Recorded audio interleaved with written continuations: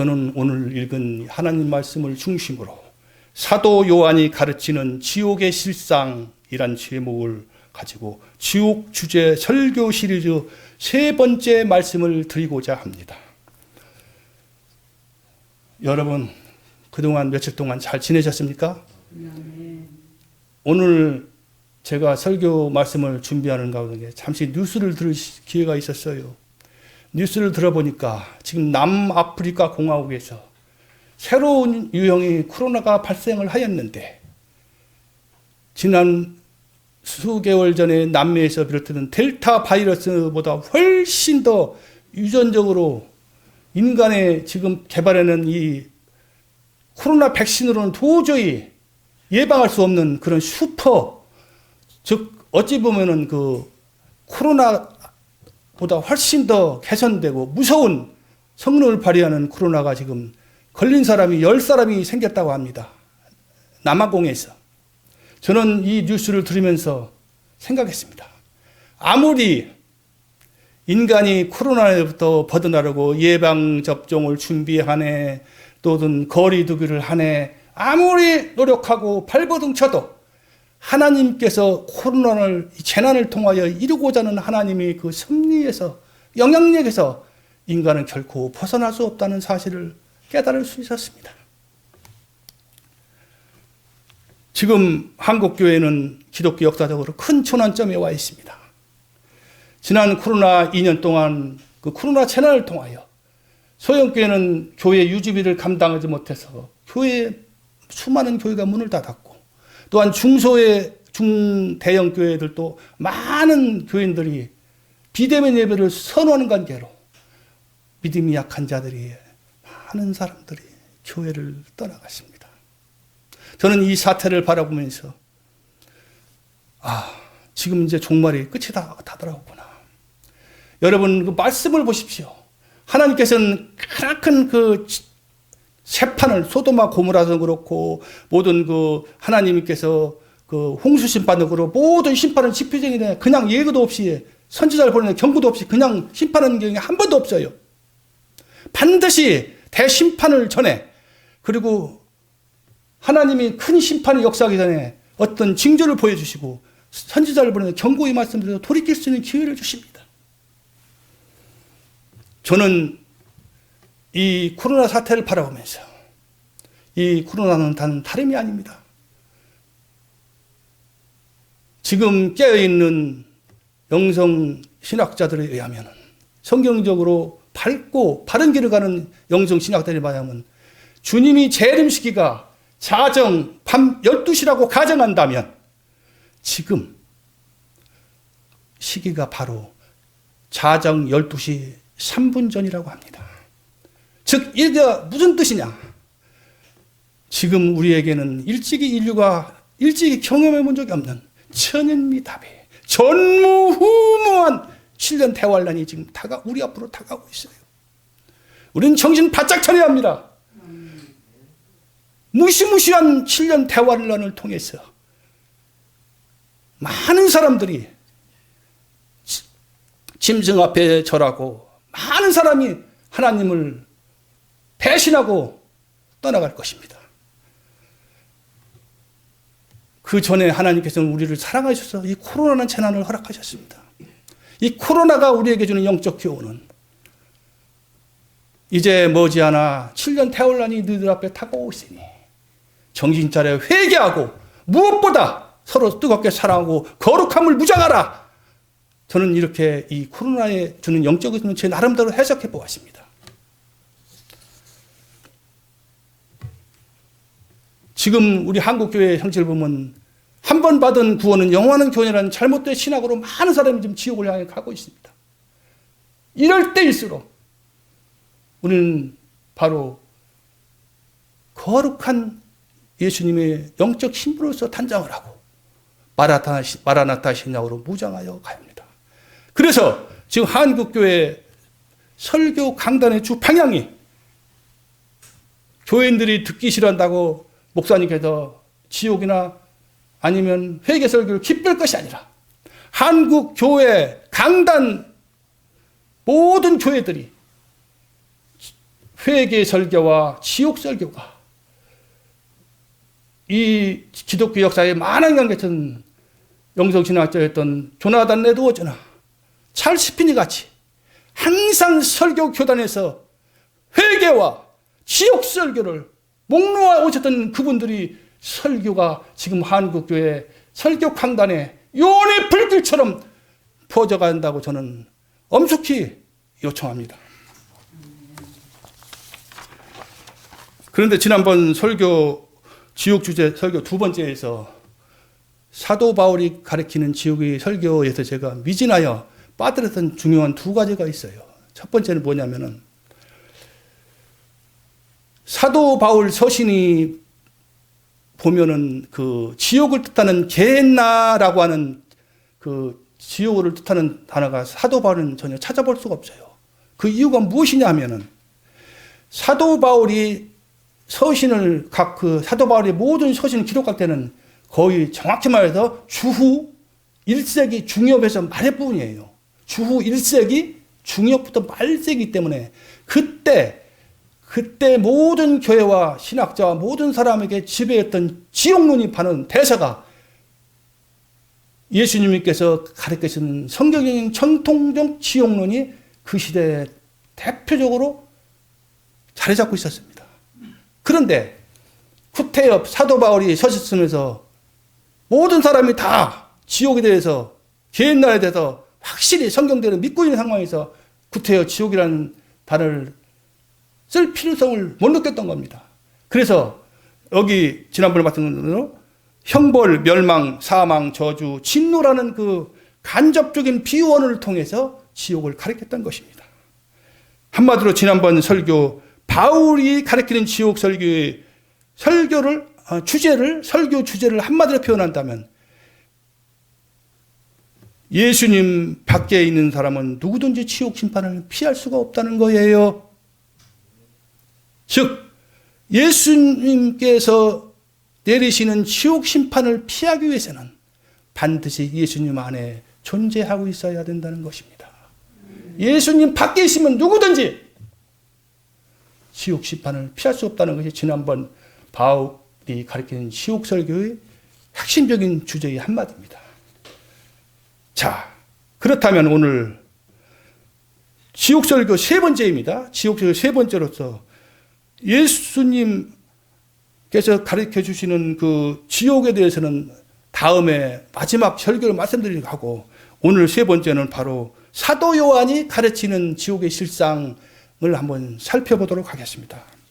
첫째, 오늘 읽은 본문 말씀 요한계시록 14장 9절에서 12절 말씀을 언급하기에 앞서 6절과 7절을 보겠습니다. 6절과 7절을 한번 보세요. 시간 관계상 읽지는 않겠습니다. 6절과 7절은 첫째 천사가 등장합니다.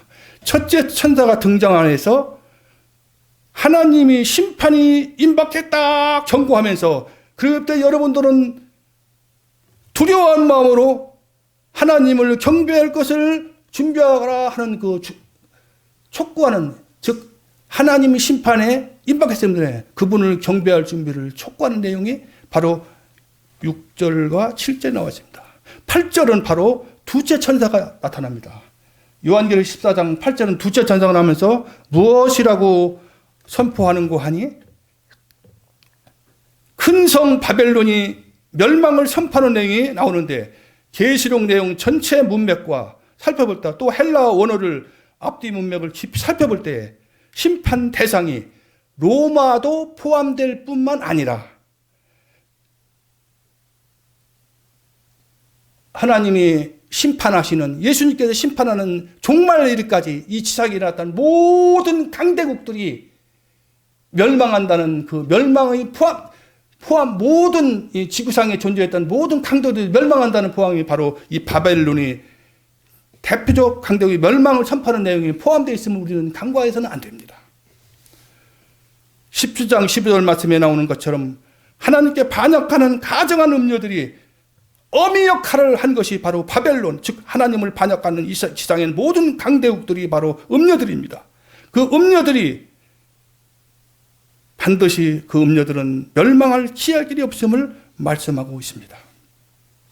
그래서 오늘 본문 말씀 9절 10절을 보면 누구든지 짐승과 그 우상을 경배하고 이마와 손에 짐승표를 받으면 아무것도 섞이지 않은 하나님이 진노의 포도주잔을 마시게 되어 거룩한 천사들과 어린 양 앞에서 영원한 불과 유황의 심판을 통한 극심한 고난을 받게 되심을 말씀하고 있습니다.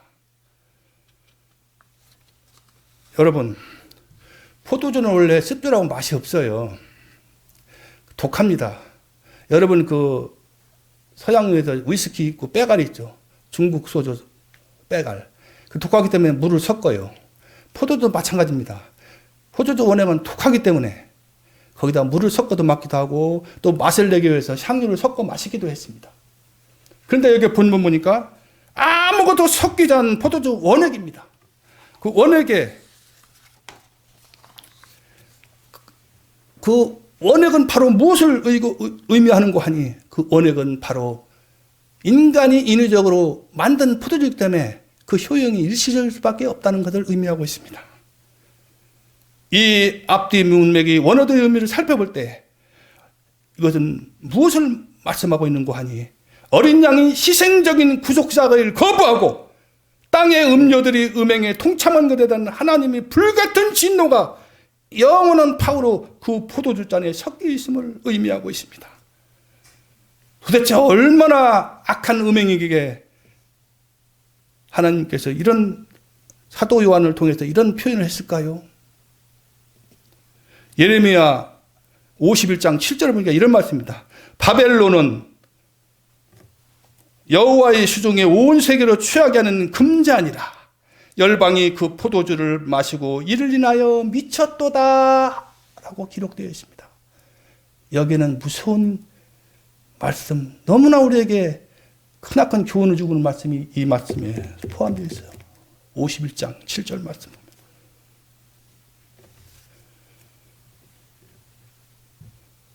여러분, 진노의 포도주잔을 마신다는 것은 하나님이 영원한 심판을 상징하고 있습니다. 또한 진노의 포도주 원액은 평상시 이 땅의 포도주처럼 일시적인 아닌 영원한 하나님이 준엄한 심판을 의미하기 때문에 이 포도주 심판을 마심으로써 당하는 하나님의 심판은 돌이킬 수 없는 절대적인 하나님의 심판으로 확정되었음을 의미하고 있습니다. 저는 이 지옥설교 제 3번째 말씀 준비하면서 계속 하나님한테 물었어요. 하나님, 왜 포도주입니까? 그 하고 많은 중에 많은데 왜 포도주 잔을 마심으로써 하나님은 그렇게 진노를 하고 있습니까? 마지막 심판을 왜 포도주잔을 마심으로써 심판을 면할 길이 없다고 그런 말씀을 하신 겁니까? 계속 질문하면서 때로는 기도도 하면서 계속 하나님께 물어봤습니다. 심지어는 내가 좋아하는 그 바탕화면에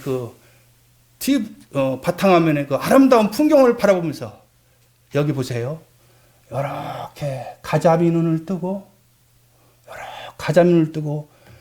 깊은 사사에 잠기는 등 내 나름대로 무수히 노력을 많이 했어요. 그러자 며칠 후에 3가지 생각이 떠올랐어요. 뭐 3가지냐? 첫째입니다. 여러분 무슨 생각하냐면 요셉이 옥에 갇히죠. 그때 같이 요셉과 같이 감옥에 갇힌 사람이 2사람이 있었어요. 술 빚는 관원장과 떡 굽는 관원장 2사람이 나오잖아요. 그런데 2사람이 하루는 요셉을 만나서 꿈을 해석해달라고 했을 때 요셉이 꿈을 해명해 줬죠. 한 사람은 복군되어 다시 왕 앞에 갈 것이요. 한 사람은 처형될 것을 말하고 있습니다. 이 떡이라는 것과 그 다음에 술이라고 하는 떡과 술은 그때 당시 이스라엘 민족이 즐겨 마시는 음식의 문화입니다. 또 한 가지 생각났습니다. 오늘 읽은 그 51장 7절에 바벨론 때문에 금잔이 열방이 그 포도주를 마시고 이를 안에 미쳤도다 그랬습니다. 이 포도주. 바로 이 포도주는 무엇을 의미하는 줄 아십니까? 바로 포도주자는 타락한 세상 음란 문화를 상징하고 있어요. 그런 깨달음을 주더라고요. 포도주는 바로 인간의 타락한 세상 문화를 상징하고 있습니다. 그렇기 때문에 하나님께서는 심판하실 때 심판의 통로로 인간들이 주로 사용하던 문화를 이용하여 심판의 통로로 사용하신다는 것을 깨달았습니다. 두 번째입니다. 포도주 원액은 하나님의 공의로운 심판자는 인간이 끼어들 자리가 전혀 없다. 그런 깨달음을 주시더라고요. 포도주 원액은 인간의 하나님께서 마지막 심판하는 심판의 자리에 인간이 끼어들고 간섭할 여지가 전혀 없다는 그런 영적 의미가 숨어 있다는 그런 뜻으로 저는 깨달았습니다. 이는 바로 무슨 말이냐면 오직 마지막 심판은 하나님만이 절대 주권을 가지고 있음을 뜻하고 있습니다. 세 번째입니다. 포도주 원액은 인간이 포도주의 향료를 누르고 아마 섰다고 한번 생각해 보세요. 여러분, 여기 그 요한계시록 14장 9절에 나오는 10절에 나오는 그 포도주에 만약 인간이 인위적으로 그 향료나 물을 섞었다고 생각해보세요. 그럼 하나님의 이 포도주는 영원한 심판을 상징을 하는데 인간이 개입했으면 인간은 유한하잖아요. 부활체 이기 전까지는. 그런데 인간이 개입하면 하나님이 그 심판의 영원성의 의미가 퇴색되잖아요. 그렇기 때문에 이 말씀은 포도주 원액을 가리키는 영적 의미는 바로 하나님의 심판의 영원성을 의미한다고 할 수 있습니다. 그래야 이게 우리가 이 귀중한 이 포도주에 얽힌 심판의 내용을 앞뒤 문맥을 통해서 살펴본다면, 그리고 이 말씀을 우리 삶에 적용해 본다면, 어린 양의 십자가 보혈이 필요고 자신이 죄 문제가 이 땅에 사는 동안 해결받지 못하면 바로 이 진노의 포도주를 마시는 것과 같은 뜻이라는 것입니다.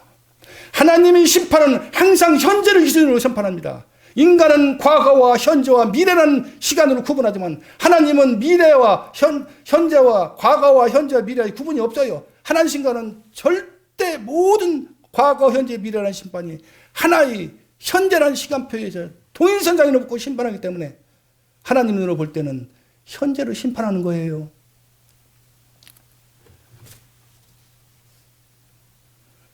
그리고 악인들이 심판하는 주권이 예수 그리스도가 있는데 바로 이것은 어린 양 앞에서 불과 여왕으로 고난을 당하여 심판받는다고 그 기록되어 보세요. 어린 양 앞에서 하늘 천사와 어린 양 앞에서 심판을 당한다. 그런 말이죠. 그건 바로 그 무슨 뜻이냐면은 악인들을 심판하는 심판 주권자는 바로 예수 그리스도에게 있다. 그런 말씀을 의미하고 있습니다. 사랑하는 성도 여러분, 불과 여왕은 이 세상 3차원 세계에 타고는 이 지상에도 이 지구상에도 불과 여왕이 있어요. 그런데 이 불과 여왕은 영원하지 못합니다. 일시적입니다. 11절 말씀을 보십시오. 고난의 연기가 세세토록 영원히 올라간다고 기록되어 있습니다. 아울러 그 짐승과 그 우상을 경배하고 짐승의 표를 받는 자는 누구든지 쉼을 얻지 못한다라고 기록되어 있습니다. 여기 연기라는 말에 주목하십시오. 연기가 무슨 뜻일까요? 여러분 고민을 이렇게 지옥에서도 고문하는데 고문할 때 그때 그 타오르는 이렇게 막 불로 지지고 할 때 그 연기 타오르는데 그런 연기를 뜻하는 거 아니에요. 여기서 연기는 하나님의 그 영원히 치솟는 고통을 의미하는 그 비유 언어입니다. 나아가서 하나님 진노의 심판이 영원토록 계속 이어짐을 나타내는 비유적 표현이 바로 연기입니다. 11절 하반절에 나오는 짐승표를 받은 자는 누구든지 반나 쉼을 얻지 못한다고 말씀하고 있는데 여기서 쉼은 원어 의미상 영원한 안식을 의미하고 있습니다. 그래서 밤낮 쉼을 얻지 못한다고 하는 말씀은 매 순간 끊임없이 안식을 누리지 못하고 극심한 고통에 시달리는 형벌이 영원토록 지속된다는 의미입니다. 이것이 바로 사도 요한이 가르치는 지옥의 실상입니다. 12절 말씀을 보십시오. 여러분 12절을 보세요. 12절 말씀 보면은 하나님이 계명과 예수 믿음을 지키는 자라는 말씀이 나오죠. 이 말씀을 12절 말씀을 원어적으로 한번 깊이 살펴봤어요. 그랬더니 이 말씀은 그 적그리스도와 그다음에 예수 믿는 걸 핍박하는 그 짐승의 무리들, 그 지방 정부나 모든 그 악의 무리들이 고문을 가하고 그냥 핍박과 이마에 표를 받고 손바닥에 표를 짐승표 받으라고 계속 그렇지 않으면 너는 죽는다고 협박을 해도 거기에 넘어가지 않고 그런 핍박과 환난 속에서 숨어있는 영원한 하나님이 주시는 안식과 평강을 믿음의 눈으로 바라보고 죽음을 각오하고 신실하게 하시는 하나님을 끝까지 배신하지 않고 하나님을 우리 주님을 끝까지 신뢰하고 붙들었던 그 사람들은 그 믿음 가진 그 믿음 그대로 영원한 안식을 누리게 됨을 말씀하고 있습니다.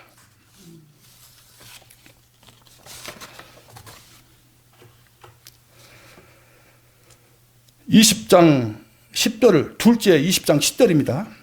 둘째 20장 10절 말씀을 보면 또 저희를 미혹하는 마귀가 불과 유모대에 던지우니 거기는 그 짐승과 거짓 선지자도 있어 세세토록 밤낮 괴로움을 받으리라. 이 두 번째 단락에 주제되는 계시록 20장 10절을 말씀드리기 전에 20장 7절에서 9절을 제가 중요하기 때문에 봉독합니다. 천년이 참에 사단이 그 옥에서 놓여 나와서 땅의 사방 백성들 곧 곡과 마곡을 유혹하고 모아 싸움을 붙이리니 그 수가 바다 모래 같으니라. 저희가 지면을 널리 퍼져 성도들이 진과 사랑하시는 성을 두루매 보유하고 두루매 하늘에서 불이 내려와 저를 다 소멸하니라. 여러분, 천년왕국이 끝날 때 무정에 갇힌 마귀들이 이 시간 노임을 받습니다. 그래서 천년왕국에 그 천년 동안 살았던 모든 그 죄악이 누가 참 예수님을 믿는 자요 안 믿는 자를 구분을 해야 되잖아요. 이전 알곡과 쭉정을 선별하기 위해서 하나님은 마귀를 해방시킵니다. 그리고 그 천년 동안 갔던 모든 백성들을 유혹합니다. 그런데 여기 보니까 깜짝 놀랐어요. 사단을 추종한 무리들이 바다에 모래같이 많다고 했습니다. 여러분, 그때 사단이 무종에게 해방되어서 곡과 마곡을 꿰어서 세상의 많은 나라들을 유혹하여 이스라엘을 이 땅에서 멸망시키려고 포위하고 공격합니다. 여기 곡과 마곡이라는 말은 원어 의미상 전체적인 역사의 맥락을 살펴볼 때에 적그리스도에 속했던 국가들과 모든 반 이스라엘 민족 국가들, 다시 말하면 러시아와 모든 아랍 국가들을 의미한다고 할 수 있습니다. 그래서 그들은 이스라엘과 예루살렘 성, 거룩한 성 예루살렘을 멸망시키기 위해서 이스라엘 사방에서 포위하여 총공격을 감행합니다. 그렇지만 어떻게 됐습니까? God is supernatural history. 다시 말하면 하나님이 초자연적 역사를 통해서 하늘에서 불이 내려와 그 모든 이스라엘 공격하던 모든 나라의 국가들을 다 불로 멸망시킵니다. 바로 이것이 인류 역사의 마지막으로 이 땅에 벌어지는 아마겟돈 전쟁입니다. 이 아마겟돈 전쟁은 우리에게 영적으로 시사하는 많은 영적인 의미가 있습니다. 아마겟돈이 전쟁이 주는 영적 의미는 하나님을 반역하고 인간 자신들이 욕망을 위해서 싸우는 모든 국가와 개인들은 인류의 역사의 대단을 막으려면 다 하나님께서 멸망시킵니다. 여러분 한번 주님 재림식을 상상해 보십시오. 주님이 이 땅에 재림할 때는 이 땅의 지상에 있는 모든 것들 다 멸합니다. 짐승이고 사람이고 다 이 땅에 존재하는 모든 것들 노아온 것까지 다 멸해요. 그러고 나서 천년왕국이 시작하잖아요. 마찬가지예요. 새로운 새하늘과 새 땅의 시대가 돌아오려면 이 땅에 존재하는 모든 악을 깨끗이 청소하고 멸해야 할 필요성이 있습니다. 주님 재림 심판 때와 같이. 그게 뭔지 뭐래요? 영원한 새하늘과 새 땅의 영원한 신천신지의 세계를 열어가기 위해서는 이 땅에 악의 존재하면 안 되잖아요. 그래서 싸그리 다 멸망시키고 청소해야 한다는 그 역사적인 대단히 막을 내리는 청소 대정화작용, 그것이 바로 아마겟돈의 영적 의미라고 저는 해석하고 싶습니다. 그리고 이 아마겟돈 전쟁이 의미하는 것은 이 아마겟돈 전쟁은 하나님이 다 멸망시킨 다음에 얼마 있어 바로 다 부활시키잖아요. 왜 부활시킵니까? 하나님이 백보자 심판을 집행하기 위해서. 다시 말하면 그때는 아담 이후 이 지구촌 그때까지 아마겟돈 전쟁까지 살아 존재한 이 지구촌 모든 사람이 부활합니다. 그리고 하나님이 백보자 심판을 알고 그 앞에 다 섭니다. 양과 염소를 가르는 그 무시무시한 마지막 심판을 집행합니다. 그리고 백보자 심판이 끝난 후에 바로 그 뒤로 하나님 영원한 시온성 예루살렘 성 영원한 새하늘과 새 땅이 영원 무거운 세계가 시작됩니다. 그 전에 이 땅에 대한 모든 악의 무리들 그리고 이 땅의 모든 악에도 유혹받은 악의들을 깍그리 모든 삭 제거하고 멸한 그런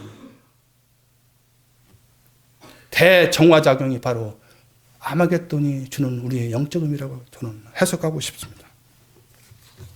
우리는 이 사건을 통해서 하나님 없이 욕망으로 경하는 인간 역사의 허무한 비극성을 우리는 뼈저리게 깨달지 않을 수 없습니다. 여러분, 이스라엘 멸망시키려고 예루살렘을 멸망시키려고 공격에 가담했던 그 수많은 국가들 사람은 다 지금 어디로 갔습니까?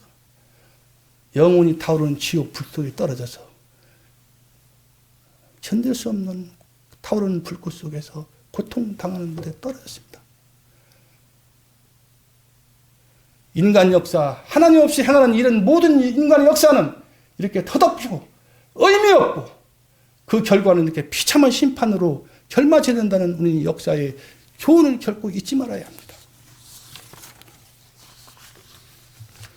우리는 이를 통해서 하나님이 하는 함께하는 국가나 개인은 마귀를 비롯해 인위적인 어떤 인간적 수단도 그 목적을 달성할 수 없음을 알 수 있습니다.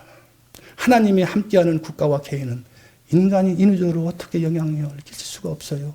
바꿀 수가 없다 이 말입니다.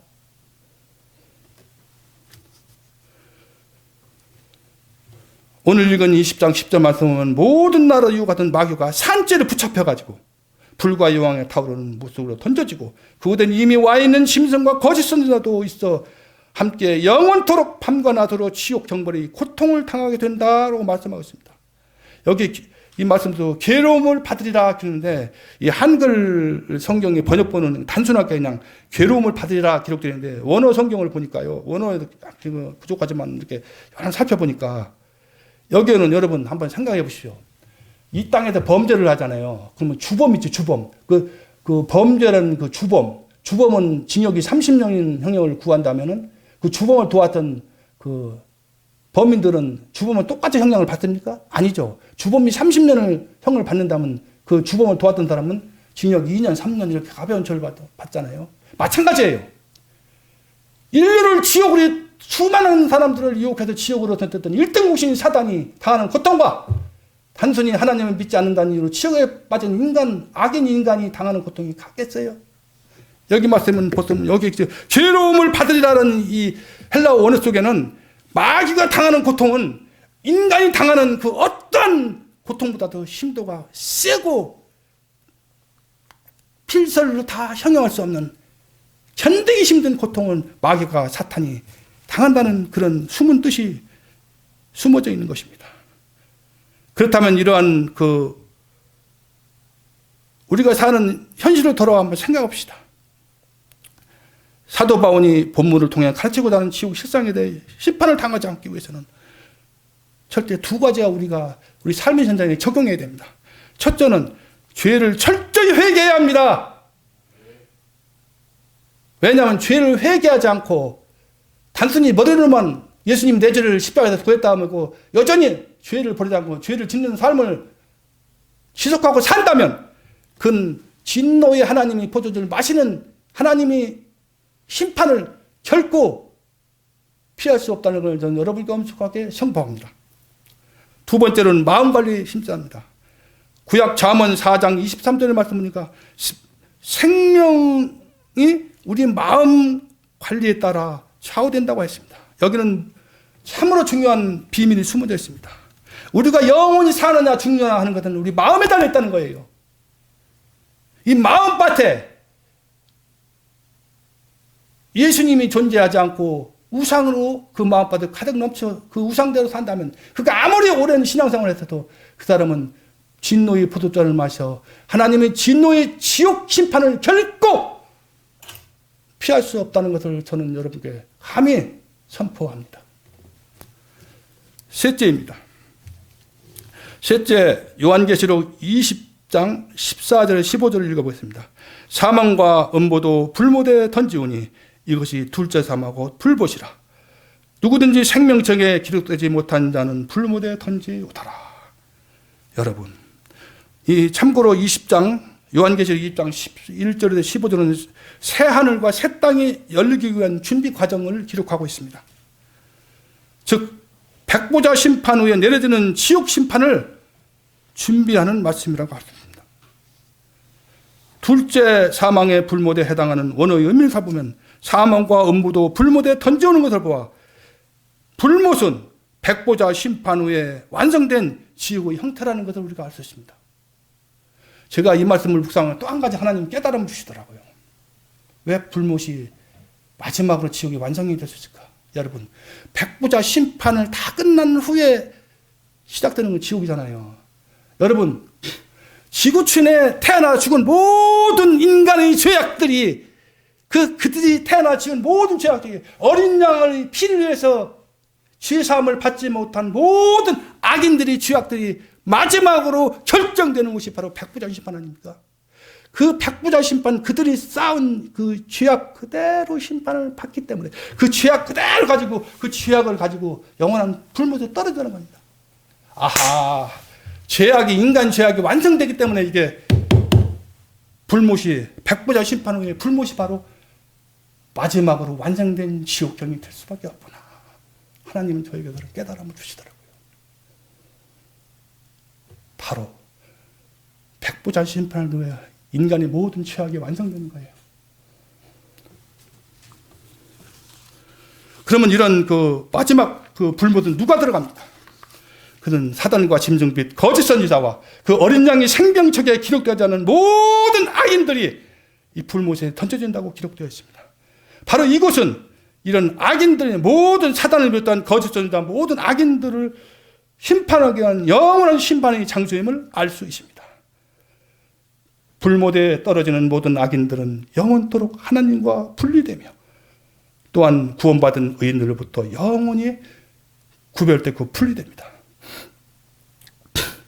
사랑하는 성도 여러분, 인간은요 누구나가 선이든 악인이든 이 땅에 태어나 하나님 없이는 진정한 행복과 평강을 누릴 불가능한 존재로 이 세상에 태어난 것을 잊지 마시기 바랍니다. 하나님께서 인간을 창조할 때요, 인간의 영혼과 육체에 심어놓은 유전자가 DNA가 있어요. 그 유전자에 그 영혼을 사모하고 영원히 하나님을 사랑하고 영원히 이웃과 더불어 살 수 있는 사랑의 유전자를 심어놓았어요. 유전자에. 그런데 그 유전자는 바로 무엇이냐? 하나님과 비록 떨어질더라도 하나님과 영적으로 교통을 하고, 여러분 그 스마트폰 있잖아요. 여기 스마트폰. 이 스마트폰은 왜 스마트폰이 가능해요? 이 무선테이프를 이렇게 다 해서 여기 스마트폰이 기계예요. 이 스마트폰 기계 바로 우리 몸통입니다. 비유하자면.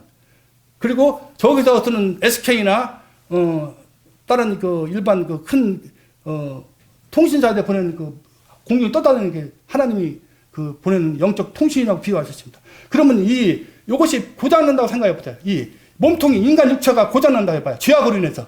그러면 그 저기와 그 SK에서 보내는 아니면 LG에서 보내는 유통과 통화가 가능할까요? 안 되죠. 안 되죠. 바로 무엇을 얘기하느냐? 인간이 죄악이 어린 양을 피해서 죄악 문제가 해결되지 않으면 하나님과 우리의 영적 교신이 막혀지고 끊어진다는 것입니다. 바로 이 불못에 당하는 영원한 심판은 바로 하나님이 우리와 교통하던 DNA 유전자가 완전히 영원히 파괴되는 것을 의미합니다. 영적 통신이 파괴되니 그 고통이 얼마나 심하겠어요. 얼마나 아프겠어요.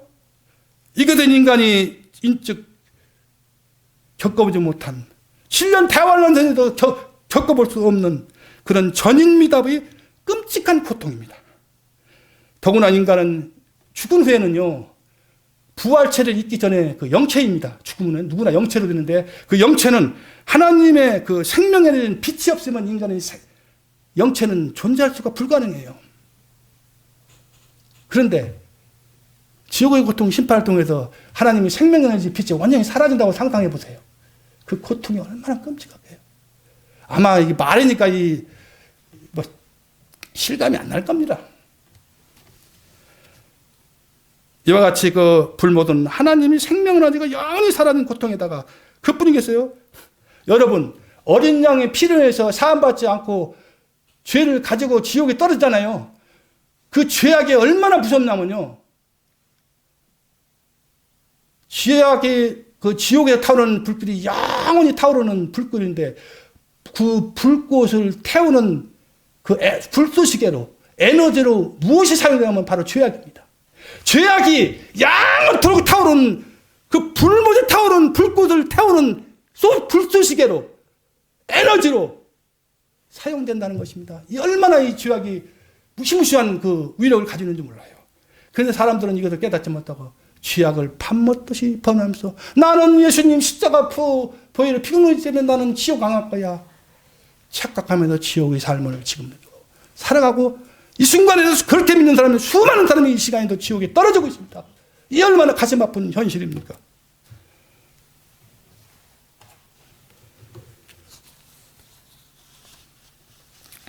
(15절을) 보니까 생명책에 기록되지 않은 모든 불멸이 선져지고, 또한 13장 8절을 보니까 죽임을 당한 어린 양이 생명책에 창세유로 농명되지 못하고 이 땅에 사는 자들은 다 짐승에 경배하리라. 여러분, 여기 보니까 농민이 못하고 이 땅에 사는 자들은 이라는 말을 중과하시는 현재로 기록됐어요.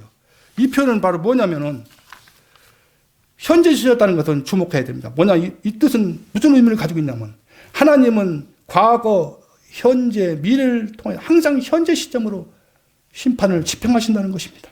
시대를 초월하여 예수 그리스도의 대속 복음을 믿음으로 받아들이고 그분 말씀에 따라 순종하는 삶을 사는 자들을 기록한 책이 바로 생명책입니다.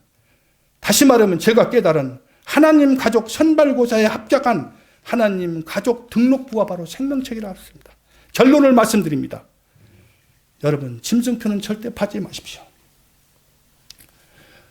여러분뿐만 아니라 여러분 가족이나 사랑하는 아내, 남편, 자녀들까지 결단코 순교를 당할지만정 20, 30년을 때 생명을 안락한 생명을 보장받기 위해서 영원한 생명을 주신 주님을 배신했다가 오늘 본문 말씀 읽은 것처럼 진노의 포도주반을 마시는 것이 되어서 영원한 지옥 심판을, 제가 아까 표현한 그 지옥 심판을 당하는 어리석은 자가 되면 안 되지 않습니까? 저는 그런 생각을 하면서 항상 기도합니다. 하나님, 저는 부족합니다. 만약 제 시대에 7년 대화를 한다면 저는 죽겠습니다. 굶어 죽겠습니다. 오직 주님을 바라보면서 주님 진리를 배신하지 않고 어떤 나에게 고문을 가한다 할지라도, 어떤 나를 핍박한다고 나는 결단코 주님을 배신하겠습니다. 앞장서서 주님을 위해서 저는 죽겠습니다. 그런 존재가 될 수 있도록 더 큰 믿음을 주옵소서. 지금 준비하고 있습니다. 그것이 바로 이 땅에 우리가 살아가는 인생의 목적입니다. 지옥은 자발적으로 지옥이 좋아서 선택하는 자들이 가는 곳이다. 이 말을 이해하지 못하는 사람은 아직도 갈 길이 먼 자들입니다. 많은 사람이 지옥이 좋아서 자발적으로 선택하고 가고 있어요. 그는 바로 뭐냐?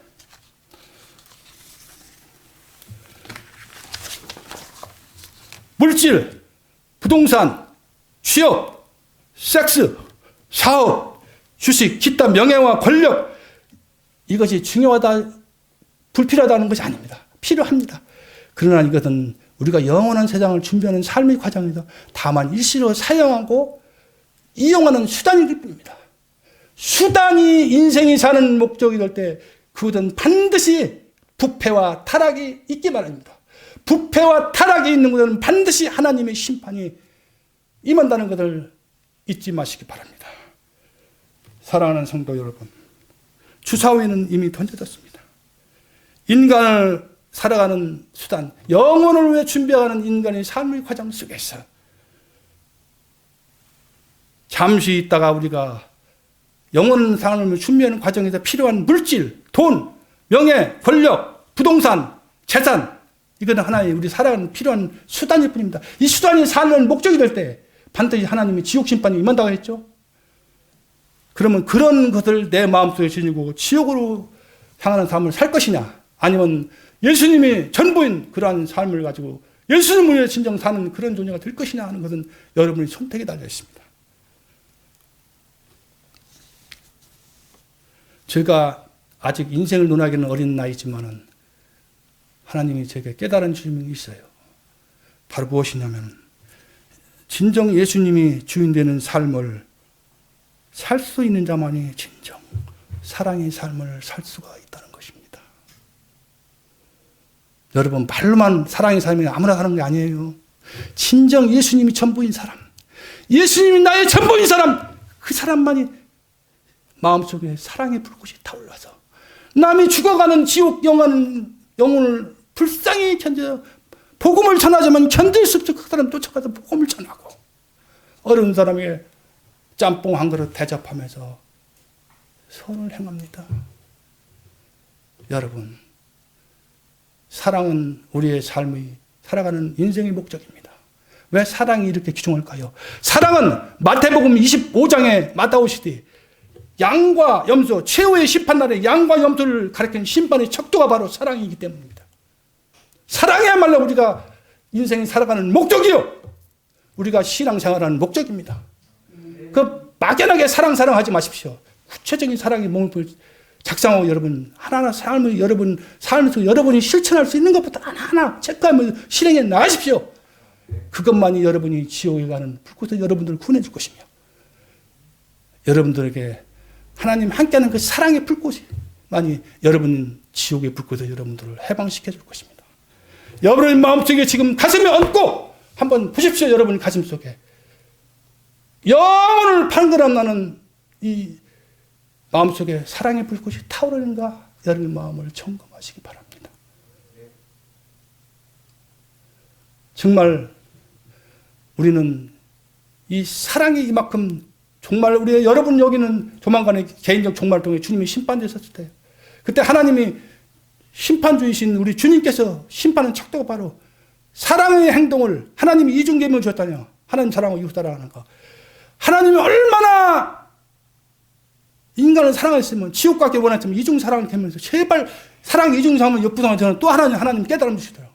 거기에는 하나님이 소원의 간절한 하나님의 눈물이 섞여 있어요. 사랑의 이중 계명은 제발 여기 하나님을 사랑하고 이웃 사랑하는 이 두 가지 세명을 너희들이 주노니 제발 이 사랑을 지켜서 나로 하여금 지옥 판결을 내리지 않게만 해다오.